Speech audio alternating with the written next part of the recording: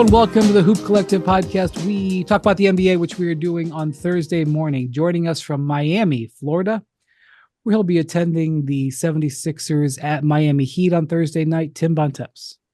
Hello, everybody.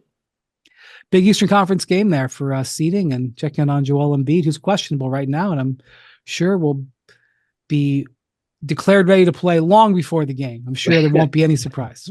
Well, Joel is questionable at 75% of the time normally, so this is sort of standard operating procedure. Right. I'd be surprised if he's not playing tonight. Joining us from Dallas, Texas is Ben MacMahon. Howdy, partners. Atlanta Hawks in town, fresh off giving up 50 to Malachi Flynn. We'll see if they can hold Luka under 73 tonight. Malachi Flynn had a career scoring average, I think, of 5.3 points per game before that. 5.2. 5.2. It might have increased to 5.3. Quite likely on his way out of the league, frankly. Oh, let the man have his moment. My God. Oh, but it's goodness. Just the USW. Okay, USWB. The man scored 50. Can he enjoy it yes. for 12 he can hours? Enjoy it. He can enjoy it for as long as he wants. Oh, it makes it all the more remarkable that he scored 50 points last night. Nobody hates a Pistons guard more than Bontemps. Now that old Killian Hayes couldn't even remember his name. Yes. He's hammering on poor Malachi 50-point Flynn. It's one of the more remarkable things we'll ever see in the league. Malachi Flynn scoring 50 points in a game. I'm going to be honest with you. I got a message that Malachi Flynn had scored 50 points last night, and I didn't know which team to look for. So I saw it on Twitter, and I would go to scan the scores, and I did look at the Raptors score first, and they were getting hammered by the Wolves. They had 60 points. I'm like, no way. And I'm like, oh yeah, he got traded. And then it's like, oh yeah, he got traded again. He's in Detroit. Honestly, if there was a who he played for, I would have lost that one. It's a truly amazing story, honestly. Yeah. I mean, there's been some crazy 50-point games during the last 20 years. Mo Williams had a 50-point game with the Timberwolves. He's a scorer at least. Corey Brewer, Tony Delk. Corey Brewer was probably the craziest because he isn't a scorer. Tony Delk was a shooter, so you could see you asked me if Tony Delk could score 50, I'd have said no, but I could see like a night where he hit 10 threes, maybe. Corey Brewer was a stunner. That was probably the other highest one. The other craziest one, and I was in the building for this one, was Jamal Crawford. And I believe he had 4 of them.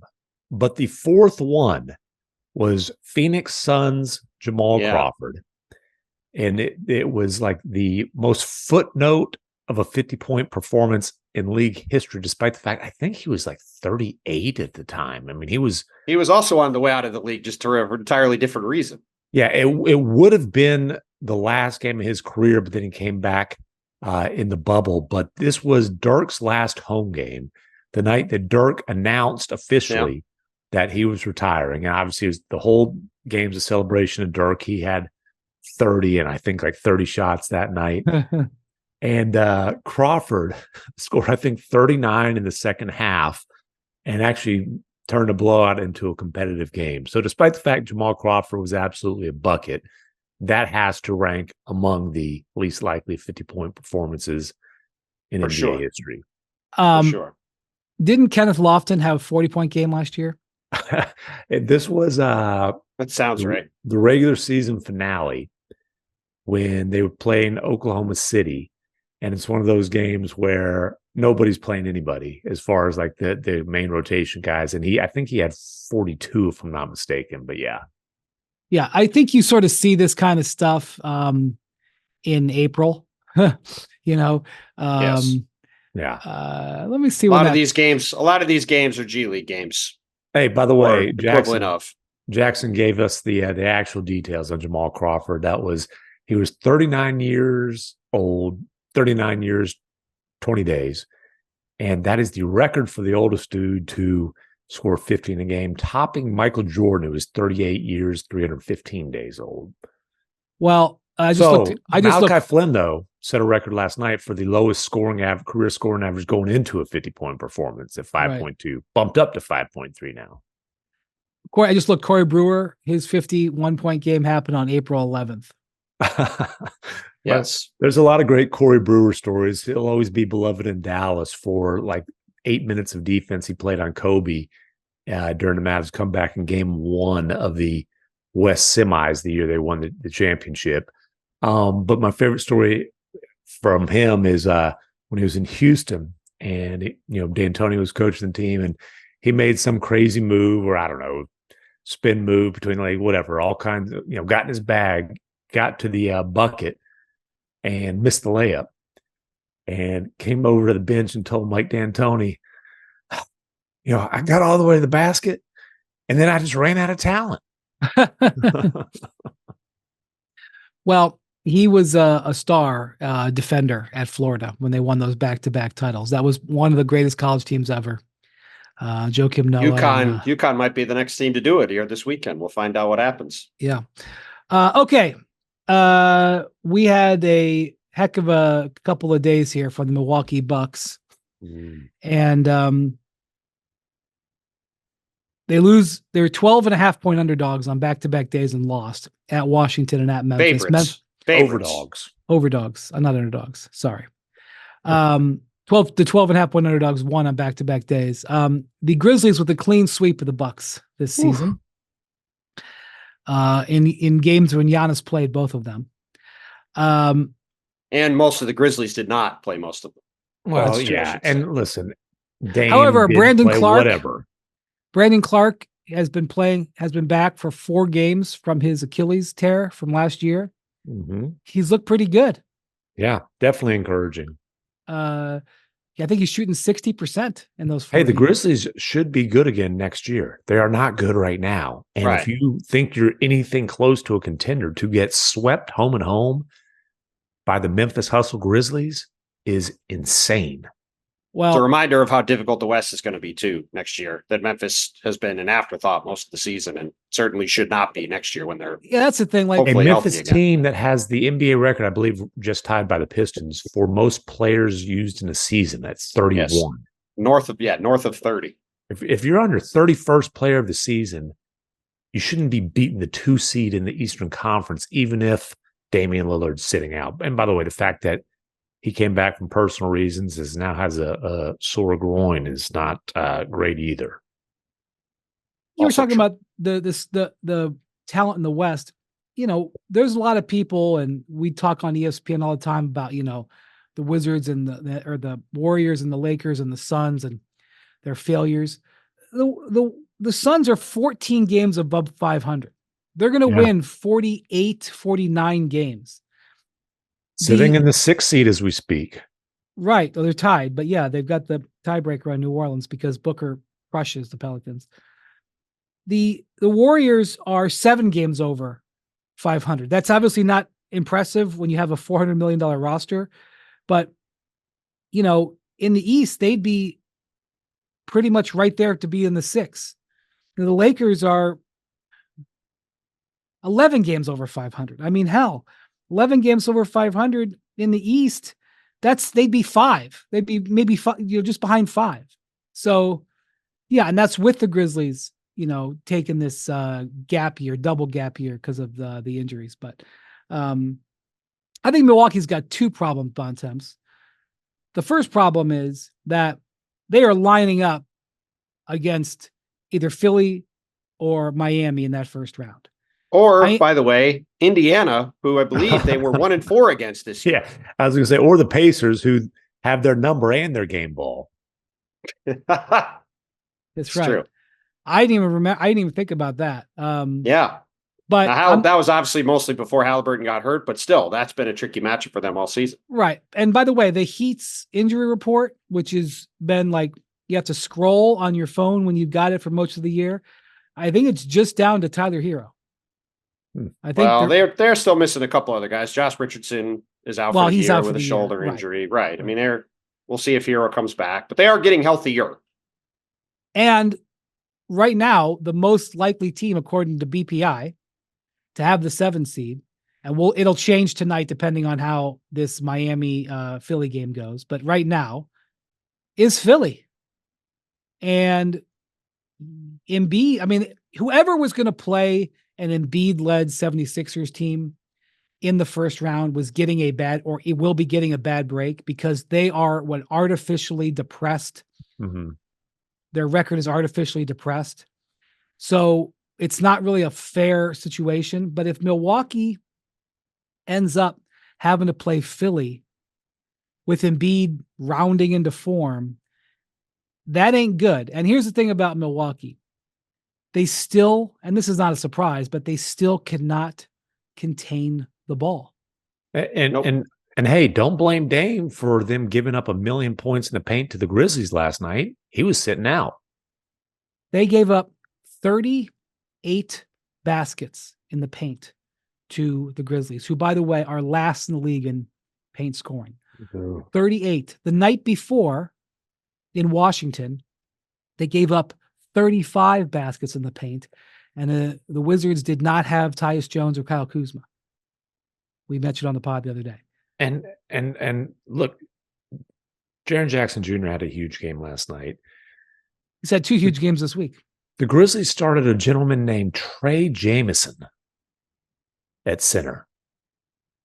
He ain't Joel Embiid. No, he's not. No, he was not on 10 days. I guess ain't Bam Adebayo either. Speaking of teams that have had the Bucks number. Yeah, for sure. I mean, listen, it's not an ideal situation. Anytime you hear about an older guard dealing with a core muscle injury, that is a concern. I would say it's especially a concern for a guy in Damian Lillard, who has had a series of core muscle injuries over the past couple of years. Now, I know it's not exactly the same thing. I think in the past it was more of an abdominal that he was dealing with rather than his groin, but still, like that is a tricky thing for that's a tricky thing for a guy like him to deal with. And yeah, look, I mean, we've talked about it all year. Even if they are healthy, they do not have very much perimeter athleticism. As much as everyone likes to talk about Patrick Beverley as an impact defender on the perimeter, he is really not in reality. It's just a lot of noise and, I would say, mediocre defensive play. You sound like Russell Westbrook. Hey, Bontemps hates the player podcaster. Snuff out our competition. I think his player podcast can be entertaining. I like Pat as a guy, but is just not that good as a defender. And certainly the combination Pat Bev when also they're healthy, out last night. Well, yeah. Look, the combination of Dame, Malik Beasley, and Chris Middleton on the perimeter. Those guys obviously all are great shooters, and particularly Dame and Middleton are great scorers, but they ain't stopping a lot. And that's a lot of pressure on Giannis and Brook Lopez at the rim. And, if they're in a first round series, say against Philadelphia, they're going to have their hands full with Tyrese Maxey, to put it mildly. I'm telling you, man, I was reading about what Donovan Mitchell said after he played the Suns on Thursday or Wednesday night. He's like, I'm just trying to get 1% better every day with his knee. Julius Randle, who we'll talk about in a minute, is ruled out for the season. The Bucks are losing to the dregs of the league. If you're Boston, come on, guys. I mean, look, you've never going to get a situation like this. No, if you look up and down the East, we just talked about the Bucks issues. Tyrese Halliburton hasn't been right for 3 months. You've got the Knicks issues, which we'll get to. The Sixers are trying to get Joel Embiid back on the court. Like, Orlando is healthy, but has never been in the playoffs before. Like, yeah, I mean, the Celtics should roll through the Eastern Conference playoffs.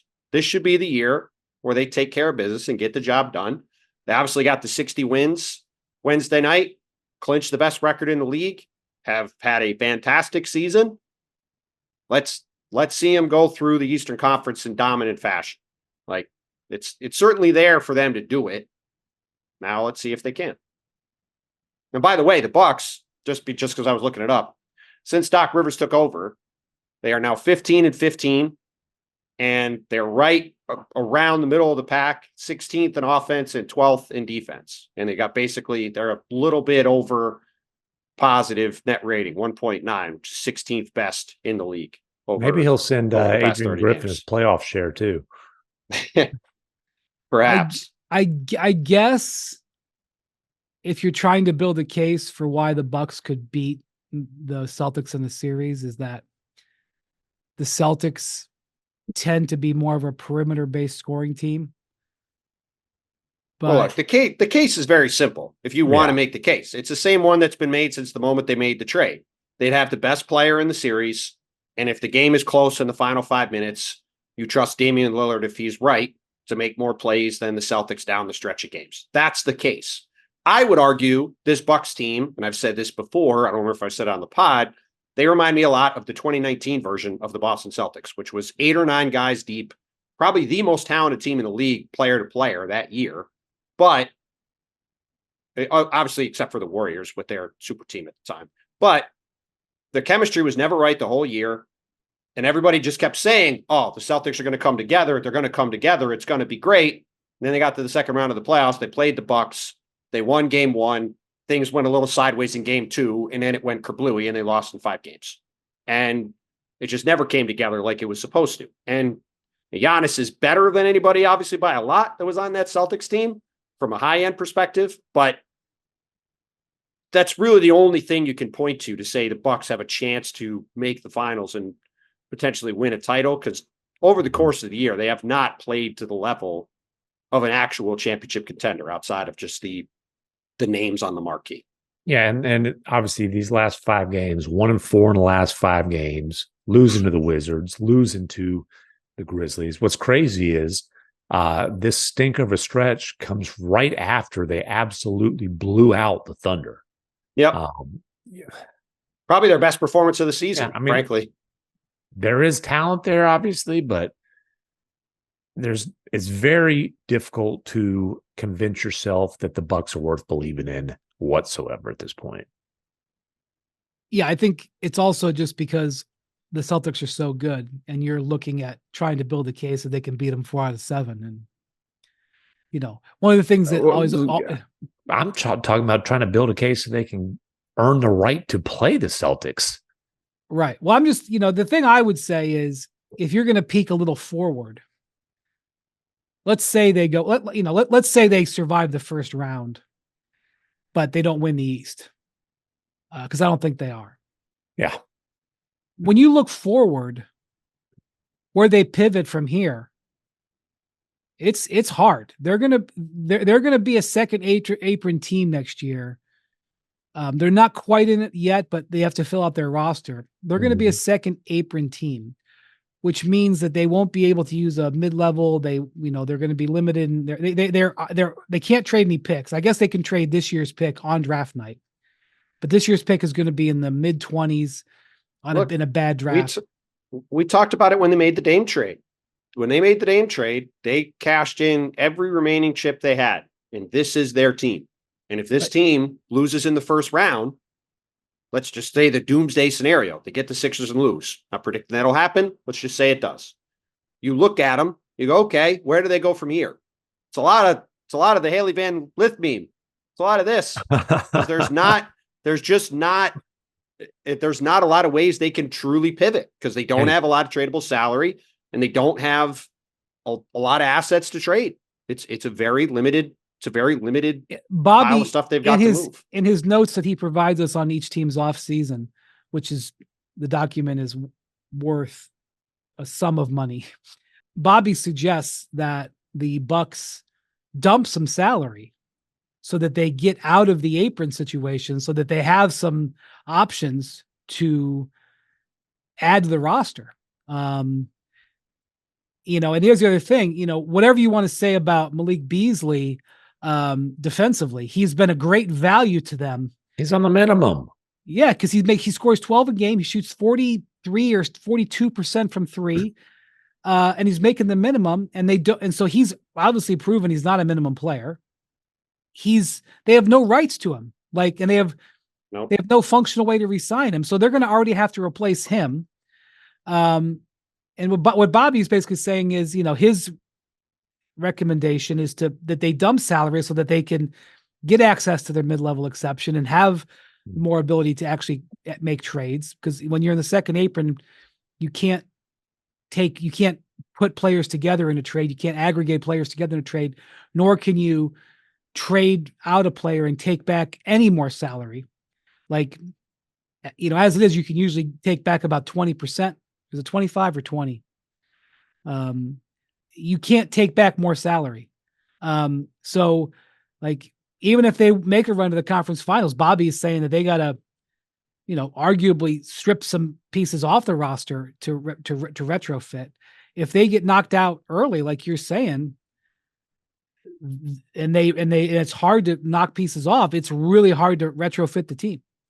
I wonder how Giannis feels about that extension that he signed. Obviously, it doesn't guarantee that he's going to see the end of it there, but man, he did give up a little bit of leverage. That's for sure.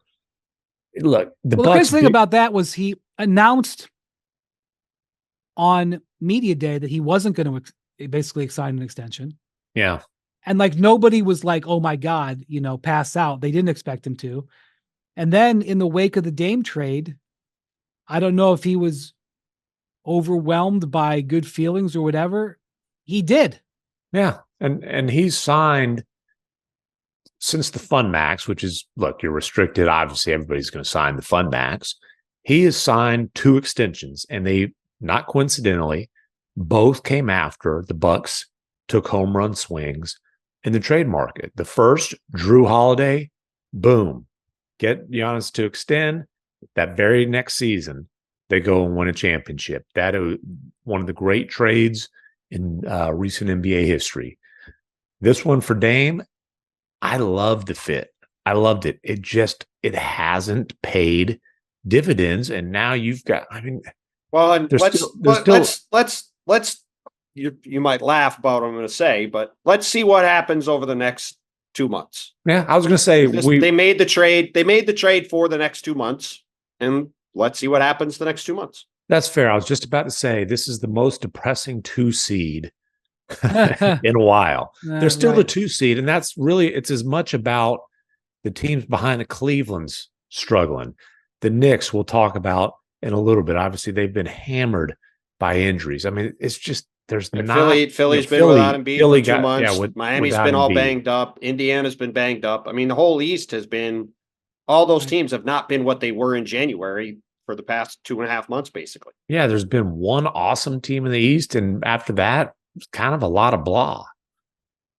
Well, part of the blah has been the Knicks, who were just a killer team after the new year. I think it was in December, January, Bontemps, where they went in that 15-2, I think. So OG Anunoby made his debut against the Wolves at the Garden on January 1st. Tweeted this earlier after the news about Julius, that Adrian broke that Julius Randle's out for the year with his shoulder injury. Through those first 14 games they played, they were 12-2. They had the 9th ranked offense in the league. They had the best defense in the league, and they were slaughtering teams through the month of January. And they looked great. The pieces fit together great. They went on this huge run. And then Jaime Jaquez takes a charge on Julius Randle. Obviously not trying to hurt him, but takes a charge. Julius falls, hurt his shoulder. Same game, OG Anunoby. It's the last game he plays because he's dealing with this elbow thing. He came back and played a couple games later. And they've been pretty good since then. They've managed to stay right in the mix for a top 4 seed because mainly Jalen Brunson has been magnificent for the last couple months. They've kept their heads above water. They've been a little Dante bit better than 500. had a brilliant. Yeah, Dante's been great. Season. Josh Hart's been great. Isaiah Hartenstein's been great. Like Deuce McBride stepped in the starting lineup has been great. Yeah, Deuce McBride's just Iron Man all of a sudden. Yes, he's playing 45 minutes a game. It's been a fun story in New York to see them tread water, but they had a chance to be a real threat in the East potentially, and a team that could maybe beat anybody but Boston, I think, in a series. And, if you watch the game on Sunday against the Thunder, I think we might have talked about it on the pod the other day, they're just going to really struggle to score, I think, in the playoffs when it's basically Jalen Brunson trying to get into the defense and then a lot of guys around him spotting up for threes. It's hard for them without that second real scoring option to be able to put enough pressure on the rim, I think, to get through a couple rounds of the playoffs. Now, they're probably going to get a decent matchup in round one. Wouldn't be surprised if they play Cleveland. Cleveland obviously got smoked again by Phoenix on Wednesday. You mentioned Donovan Mitchell has not looked right. The Knicks certainly can physically, I think, get into Cleveland, cause them problems. Maybe they play Orlando, a team with no postseason experience. Again, Orlando's beat them 3 out of 4 this year, but that's another team they match up okay with. Though their size, I think, could give Jalen Brunson a lot of trouble. They got Jalen Suggs, one of the best defensive guards in the league, to throw at him. But you're talking about a Knicks team now that realistically can maybe win a series and then is probably going to lose in round 2, as opposed to one that you thought, well, maybe they could win 2 rounds. Maybe they could put a scare in somebody in the conference finals. And it's disappointing that we're not going to get a chance to see that team. And look, go back to what Josh Hart said on Sunday after the Thunder game when he got asked about what's the deal with OG and Julius and how do you guys feel good about how you're playing without him? And he said, we'll be pleasantly surprised if either one of those guys comes back. Yeah. And I can tell you from being at games, Julius Randle has been working out like a maniac, trying to come back and play. Anybody who's ever been around him, he's been in Dallas. Like, Julius is a maniacal worker. He wanted to play. When he does play, he plays a ton of minutes. He plays through injuries. He obviously, I'm sure it's killing him that he can't come back and play. But as we've spent the last couple months talking about with this injury, these shoulder injuries are really tricky, especially for a guy who plays as physically as he does. And it's just a shame that his season gets cut short. And the way, he's going to get reevaluated in 5 months. And I thought it was noteworthy in Adrian's story that he said that he'll be ready around the start of next season, which doesn't even guarantee he's going to be out there at the start of next season if everything even goes well. That timeline is important, especially because I think there will be some people who say, well, why didn't he have the surgery right away? Because he's trying to play. Right. So if he had the surgery, trying to go back for the playoffs, right? Right. If he'd had the surgery right away, he's still been out. Like, it wasn't like what he was trying to do was hold off the inevitable, which is he needed surgery. He was always going to have surgery, probably, with his injury.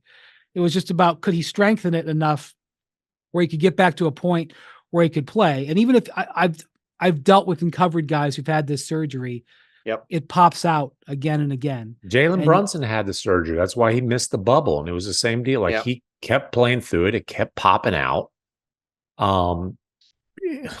Shoulders. It's a brutal injury, especially for, and again, Jalen's another guy like Julius, who, even though he's half the size of Julius, he's another guy that's using his physicality and getting into people and like creating space. Yeah. Yeah. It's really hard. Boy, did I hard for anybody to play with that, but it's really hard for that. Who did not agree that Jalen Brunson sometimes hunts fouls. Of course he does. Did not agree with my commentary on that. Well, the topic of Jalen Brunson not getting to the foul line has been a loud and consistent one in New York over the past few weeks. Show me an elite scorer who doesn't hunt fouls. Of course. I mean, give me a break. I know. It's not an insult. I know. It's part of the game. I know. I'm just commenting. So the assumption,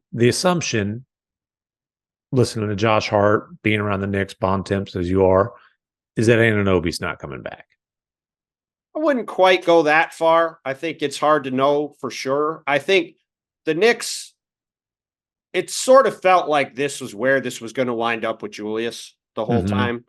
You could feel, and as you mentioned on the pod, I don't know, last week, you're like, he hasn't been progressing in his rehab. Yeah. I mean, when he got hurt, initially he was supposed to get reevaluated around the All-Star break.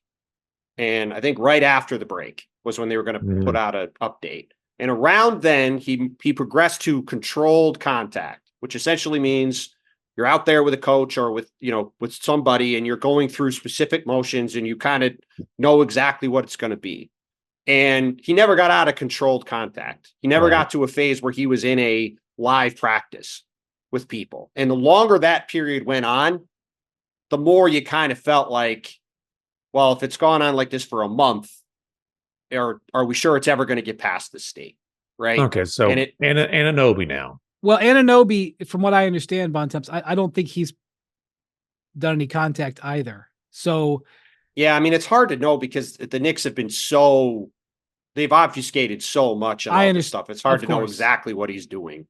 I think even if he was cleared today, I think he'd have to take some steps to get back. If they have he came back and Anunoby, he came back and played 3 games, and then this thing flared up again because he had surgery to get or he had a procedure done or surgery, whatever you want to call it, to get a loose bodies taken out of his shooting elbow. He missed about 6 weeks. He came back, he played 3 games, and then he left the lineup again and hasn't been seen since. And listen, if Anunoby's back in a watered down East, they're still a threat, at least up until the conference finals. Man, I can't imagine how they could beat the Celtics.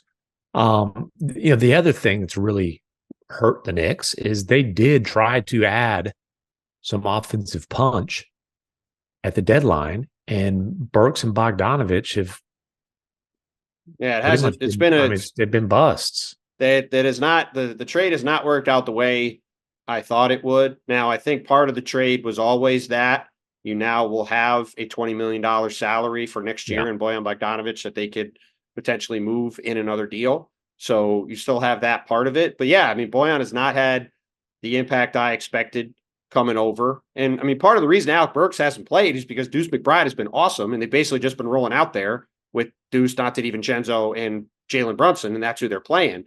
But Alec Burks is whatever. Bojan was the guy I thought could step in and play. And frankly, part of the reason he hasn't played is Precious Achiuwa has been far better than I imagined he was going to be when he came over in the initial OG trade. That was kind of, I wouldn't say it was a throw in. They needed a big man because I would say it was pretty much a throw in. I mean, it was OG and then they added a couple more guys to make the money work. Yeah, but they did need a big man because they were down Mitchell Robinson, but they needed a big guy, but it's not like Precious Achiuwa was sought out in the trade. He just ended up in the trade, and it's been a boon for them to have him on the roster. And he's played better than you could have guessed. And so they've had Josh Hart. I mean, that's the thing. They've had Josh Hart out there for 40, 45 minutes a game. You've got McBride out there for 45 minutes a game. You've got Hartenstein out there for 38 minutes a game. I mean, they've basically been playing a playoff rotation for 6 weeks now. So Bojan, by the way, obviously when he came to the Knicks, he went from being a starter to being a bench player. So you were expecting his points to go down because he was a 20-game scorer for the Pistons. But okay. In 22 games with the Knicks, he is only shooting 34% on threes. He was shooting 42% for the Pistons, only 42% overall, and he's averaged 10 points a game, down from 20, with way fewer minutes, but has not been the offensive force at all. And look, he's also a guy that went from starting and playing a ton of minutes to not. Right. And that's always a bit of a transition for people. And that's maybe been part of it too. But he has not had the impact, certainly, that I thought he was going to in coming over. And look, the Knicks are probably always going to be a little bit of a flawed playoff team, right? Because they don't necessarily have that super duper top end guy. No disrespect to Jalen Brunson, who I'm probably going to have 5th on my MVP ballot. But he's not a top 10 player in the league. And again, you watch these. Your math just confused me. Well, I think he's been one of the most valuable players in the league. But I think if you are stacking up who are the 10 best players in the league, I don't think Jalen is in a lot of people's top 10. I don't think that's a crazy thing to say. I think it's weird if you say a guy's not top 10 to have him 5th on your MVP ballot. But go on. Well, again, it goes back to like most outstanding versus most valuable. Like Jalen Brunson has been one of the most valuable players in the league this year, but is he a better player in a vacuum than Kevin Durant? Probably not. Right? Like, yeah. And look, the thing, like Brunson has certainly proven himself to be a bona fide number one option. But if Jalen Brunson's your number one option, you need a 1A. Yeah, that's my argument. Sure. Right. Which when they had Randle, then you've got a guy averaging 24 next to a guy averaging 27 or 28. Okay. But when you don't have that number 2 guy, and like DiVincenzo's a nice player, he's not a number 2 guy. No, they have a lot of great role players. And ideally, if Jalen Brunson's your second best player, you've got a chance to be, I think, a title winning team. But they don't have that guy. And like you said, they had Julius as their second guy behind him. And now they don't have him. So now you've got a whole bunch of really good role players, but I just do think it's going to be difficult for them to score it. And again, like Jalen's had an unbelievable season. It's going to be certainly an all NBA guard. Probably going to be on my MVP ballot. It's been an unbelievable story to watch him in New York this year. But if you go in the playoffs and you basically got him having to generate so much of your offense, it's just really hard to expect him to do that for 2 or 3 rounds, especially as we've seen the playoffs too. Like if your best player is a small guard, it's just hard to have that guy be the engine of your offense over and over again. We've seen that with Damian Lillard for years out west with Portland. Like it's just a hard formula to turn into deep playoff runs. Unless you're Steph Curry. Well, unless you're the anomaly, but he is that. Wendy, there's this thing that exists called a mute button. Sorry, you're happy that I muted because I was coughing. Steph Curry isn't that small, especially over the last 4 or 5 years where he's really bulked up. By NBA standards, he's not a large man. He's the smallest all-time great player by a pretty significant amount. Ooh, now you're going to get Detroit Isaiah Thomas people mad at you. He's not. They could get mad at me all they want. He's in a totally different stratosphere than Isaiah Thomas. He met the criteria. Yes, he did. All right. So I want to talk about the Clippers real quick. Now they have a game tonight. Kawhi Leonard is just listed as out. He had an MRI on his knee. I assume there'll be more obfuscation as we've gotten used to repeatedly with Kawhi over the last decade. As I was going to say, let's go back to a couple years ago. Kawhi Leonard was day-to-day with a torn ACL. Yes. So listen, man, I don't know what I don't even know how to say that word, but if it means what I think it means, I agree with you. It means avoiding telling the truth. That's what it means. The fact that they sent him home from a trip to Sacramento and then he's ruled out right afterwards. Boy. All right. Scary. That's one problem. The second problem is that James Harden, now he had a shoulder injury. He missed 2 games about 3 weeks ago. Since he's come back, he's been awful offensively. He is shooting under 40% and averaging just 12 points a game in the 9 games since he's come back. He has scored under 10 points 3 times in those 9 games, including the last 2 games against Charlotte and Sacramento. Not teams known for their great defensive complexity. He also took a combined 2 shots inside the arc across those 2 games in over 60 minutes.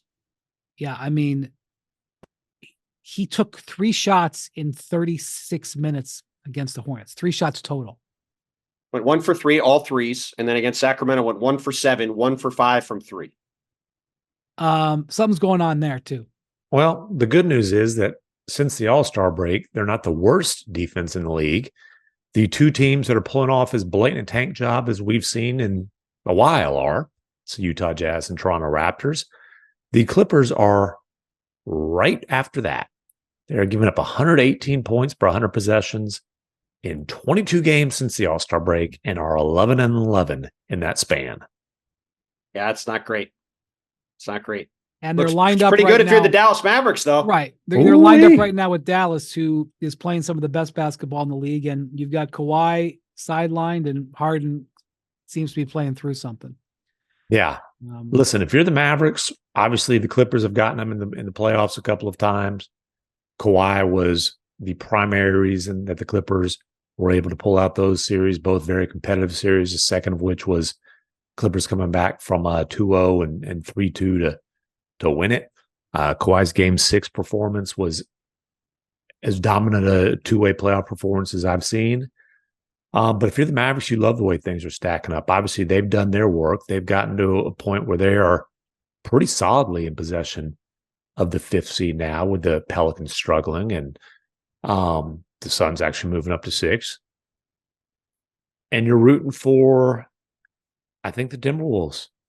If the Mavericks can end up in the 5th seed against a struggling, potentially wounded Clippers team, and then not have the Nuggets be the number 1 seed, that's as good a path as they could possibly hope for. Well, the other thing that's going on is that the Suns, who are playing this 10-game murderer's row, have somehow pulled out 3 wins in their first 4 games in it. They've moved into That's 6. it's a very Sunsy thing to do. The Suns who play well against good teams and play bad against bad well, teams. Also, the exception there, the loss was just getting hammered in Oklahoma City when SGA was out. Right. So by the way, that's another thing. The Nuggets 30. on the road. Devin Booker gets his usual 50 some odd against the Pelicans. You smoke Cleveland. Booker came back with 40. So yeah, like you said, the toughest 10-game stretch in a season of forever. They're 4 games in, like and they're 3-1 and have moved up to 6. By the way, as a quick aside, Shai Gilgeous-Alexander has missed 4 of the last 5 games with his quad injury. Mm-hmm. In the last 4 games he's played, he's averaged 19.5 points. This is a guy who's played 70 games and scored at least 30 points in 50 of them. Well, look, and the one game he played was on Sunday against the Knicks, and I know he hit the game winner at the end, but it was Jalen Williams, who has missed the last couple, who had 30 plus and looked great and was the best player on the floor. And SGA, outside hitting that shot at the end, didn't really do much in that game. It was not the kind of game we've been used to him seeing. I don't think it's like super worrisome, but like, look, any injury to an MVP candidate 2.5 weeks before the start of the playoffs, especially when they're going to probably have somebody good in the West, no matter what their seed is a problem. Yeah. So the Shai thing is a little bit concerning. We've got a bunch of injury reports that may or may not be accurately reported in the next 12 to 14 hours after this pod comes out. One is Kawhi. I'm expecting nothing there. Yeah. Whatever. 2 is, let's see what's going on with Shai. Also, Zion Williamson banged his finger on the rim on Wednesday night. The Pelicans have had a couple of losses here. They're struggling without Brandon Ingram. Their offense, I think they're averaging like 5 or 6 points less a game. Everything offensively is scaled back without Ingram. And Zion's getting this thing. He said he was going to have it looked at. And we're obviously recording this the middle of the day on Thursday, so there may be news this afternoon on that we will not have available to us right now.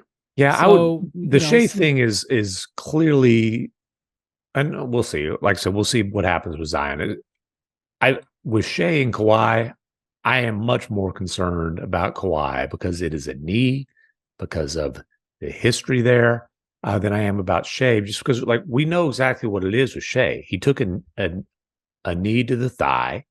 It's a thigh bruise. Those things are tough, but he did it against Utah on the 20th. He played in the next 3 games. As you mentioned, he didn't play by his standards great in those games. So he played the next 3 games, sat out a couple, played against the Knicks, struggled, sat out a couple. But it's something where, if this is a playoff series now, he's playing, they're trying to get him to where he can be 100% for the playoffs.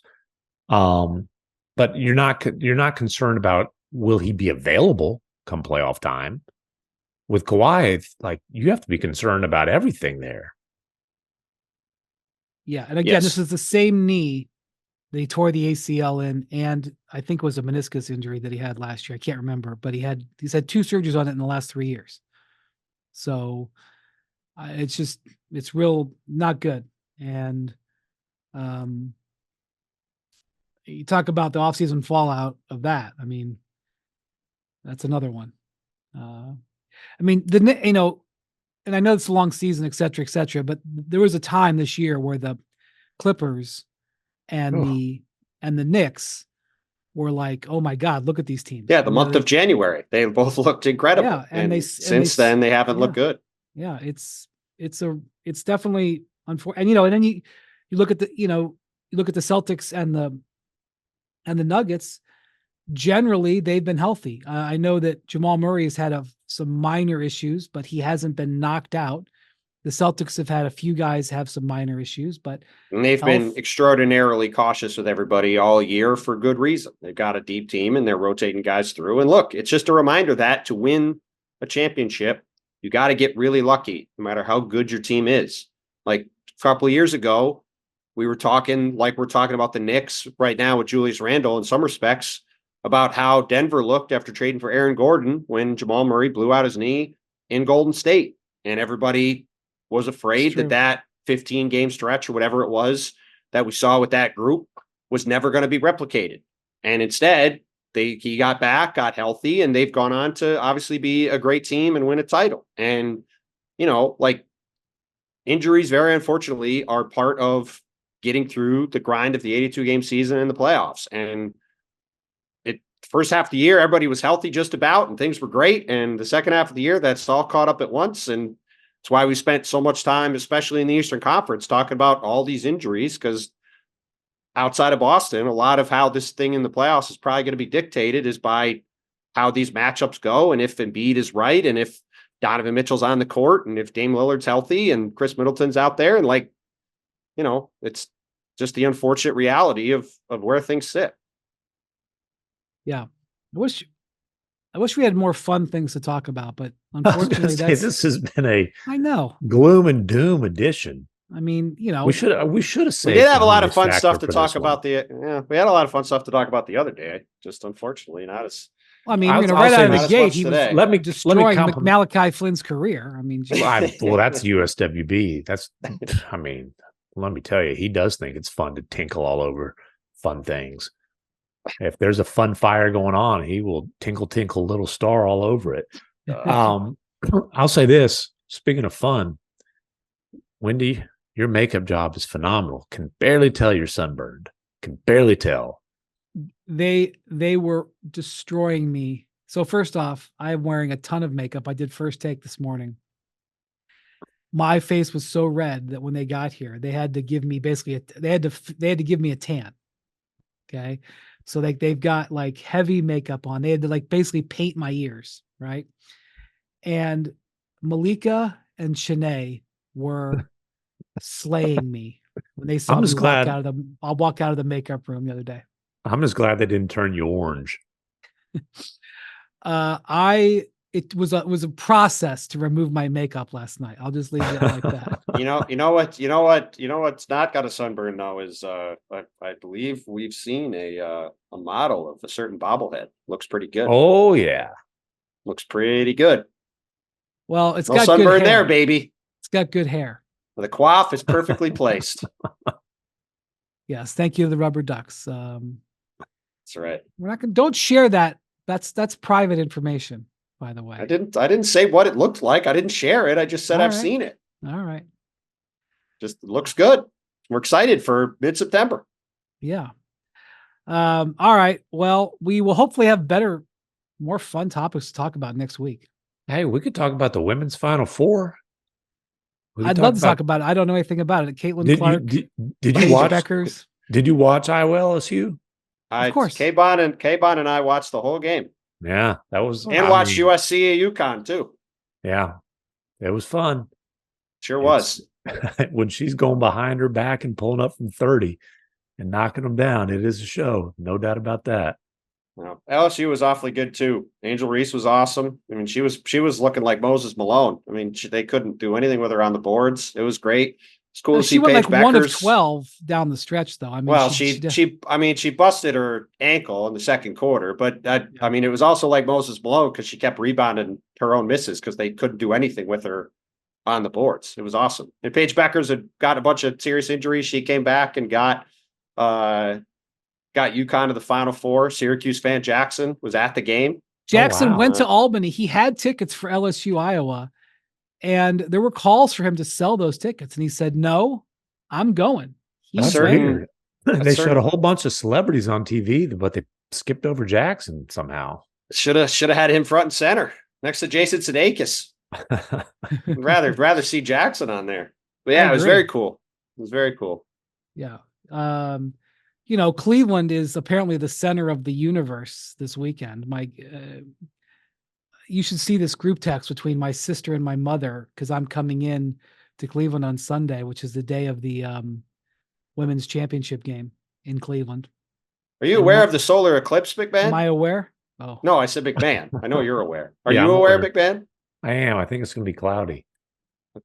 Well, apparently Ohio is the epicenter of the solar eclipse, I've been told by the host of our pod. No, I thought Dallas was. Well, that's what I'm saying. Like there's a bunch of cities here. Yeah, there's a whole strip from Texas through Canada.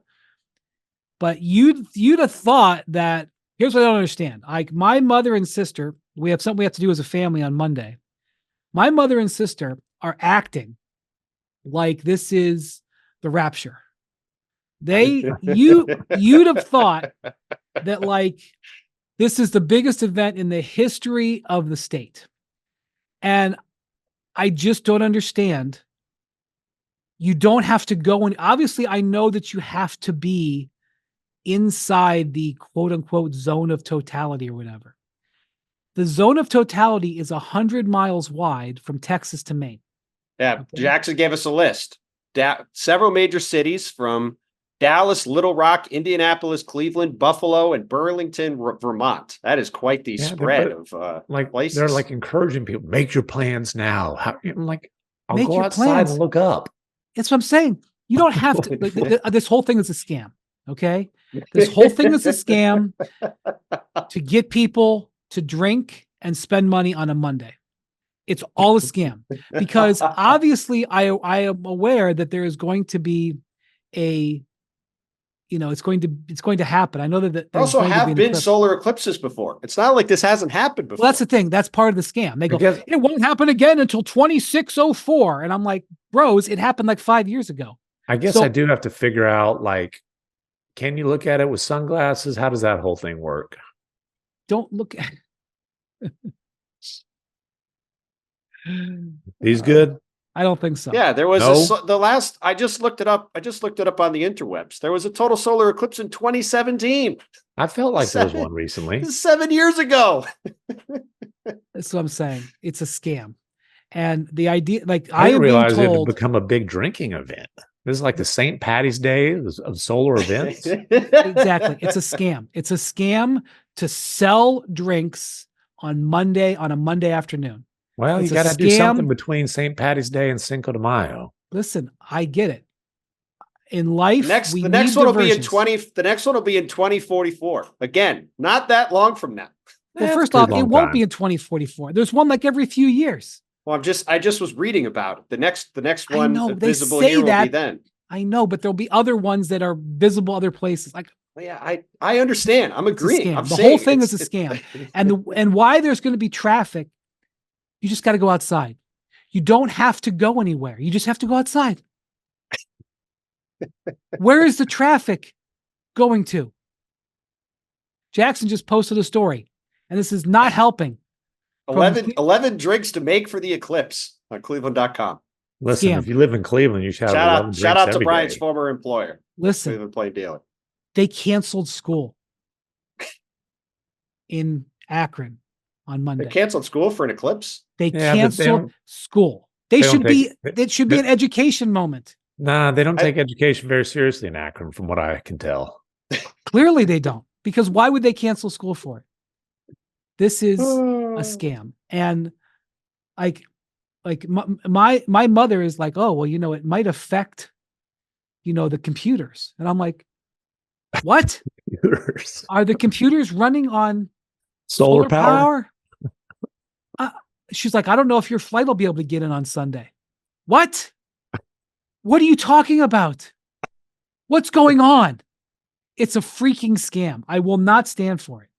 Well, the last time Brian got this incensed was about Defensive Player of the Year on the last pod, and I was going to say our pals on the Dunked On pod did a very long and I thought good breakdown of all of the Defensive Player of the Year stuff. By the way, Draymond Green stuff, so you should check it out. Oh, excuse me, sirs. Excuse me. Draymond Green comes out, and we know that Draymond has got no bias in this. No, certainly he would love to see Rudy win his fourth. For sure. Just has to speak the facts. He's never said anything or done anything negative to Rudy Gobert. Draymond came out and said that he thinks Wembanyama should be Defensive Player of the Year. Listen, I think I'm on firm ground, guys, with my position. The firmest. I'll tell you this. You're on cement. I think there's a decent chance that Wemby will finish his career with as many Defensive Player of the Year awards as the Spurs have wins this season. It's possible. Wait a minute. You're saying he's going to win 16 of them? Well, my point is, 16? You can't win a freaking Defense Player of the Year award for a 16-win team. It's called hyperbole, you wet blank. What will happen first? Victor not winning a Defensive Player of the Year, or there being another eclipse? You know what I just figured out, fellas? And Wendy, you can put your mute button back on because I don't want to hear any stuff from you. Wendy is so pissed off about the solar eclipse because he has a vendetta against the sun. After the sun baked his cheeks and made him look like a fool, Malika and Shanae made fun of him for hours on end yesterday. And then down with the sun. And now the sun's getting all this attention. I tell you, I mean, hey, we aren't too far away from him turning on that team in Phoenix that he's been pumping up all year. That's right. That's how mad Wendy is. He's going to be out on the Suns too. By the way, to your point, Brian, on the same Wikipedia page where it's talking about this total eclipse, there is a related eclipses section that has solar eclipses from 2022 to 2025. I was going to say, I swore I just saw one like last year before. It's a scam to sell overpriced cocktails and tailgate. Americans, the football season is over. It's been a long winter. They're just looking for a reason to tailgate. That's all it is. That's all it is. I would have put a lot of money on. I would have lost a lot of money on there being a rant about the solar eclipse on today's spot. I wasn't prepared for that. You should see this group text between my mother, my sister, and me. You know, they are scolding me, like trying to have like a intervention to try to get me to understand what I'm walking into. Like, seriously, we need to be somewhere at 8 a.m. on Monday morning. That distance from my mother's house to where this needs to be, all surface street driving is maybe about 6 miles. They want to leave at like 6:15 in the morning because they honestly believe that it's going to take like an hour and a half because there's going to be inundated with people in the streets. Okay, let me ask you this though. Because the solar eclipse is at 4:00. By the way, it's at 4:00. Okay. For 8 minutes. But who do your mom and sister think should win Defense Player of the Year? Evan Mobley. Rational check. No. Let me just say something about Evan Mobley. Oh no! Here we go. We got Cavs Corner, sponsored by nobody. Here it is, Cavs Corner. We got playing all the hits. Rocket Mortgage. We need you to sponsor this one. That's right. What do we got? What's Cavs Corner today? Wednesday night, the Suns played the Cavs on ESPN. Didn't go well. Bol had a more impactful offensive performance in the first half than Evan Mobley did. That's all I'm going to say about that. All right. We did one more podcast before the eclipse. Imagine where I'll be on Sunday on this. The solar eclipse. Anticipating it. Soul. Thank you to Bontemps. Thank you to MacMahon. Thank you to Jackson, our producer. Thank you for watching and listening to the Hoop Collective. We will talk to you soon.